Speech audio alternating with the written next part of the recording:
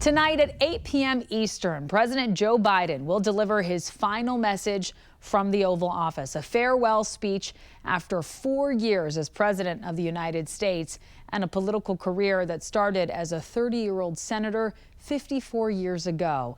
We're joined now by national correspondent Kayla Gaskins live in Washington, D.C.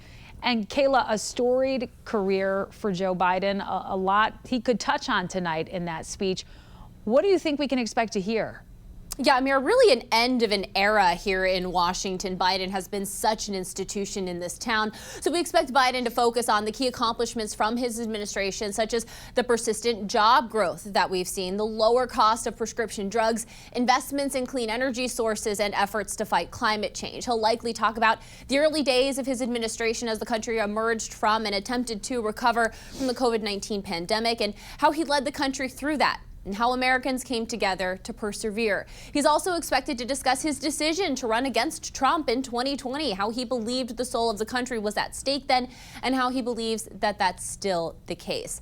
And like you said, Amira, this speech will culminate more than 50 years of public service for Joe Biden, so we'll also likely get a very reflective and some personal stories from the president. Yeah, an end of an era, like you said, and as Biden leaves office, his legacy seems to be a bit in question. So what's being said about how he'll be perceived and remembered going forward?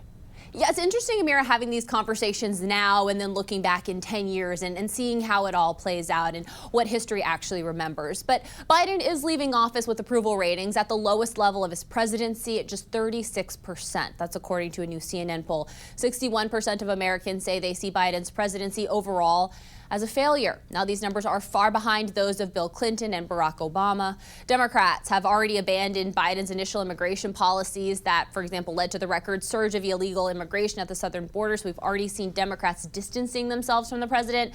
Biden's legacy will also no doubt be marked by how he left office, his clear decline physically, talks about his age and his refusal to step down and pass the torch until he was all but forced out by his own party. And Amira, we know at least at the moment, a lot of Democrats blame his refusal to step down and him staying in the race so long for Kamala Harris's loss and Donald Trump getting sworn back into office. Yeah, a lot to unpack for sure. Again, that speech taking place at 8 p.m. tonight Eastern. Kayla Gaskins, thanks for that report from Washington, D.C.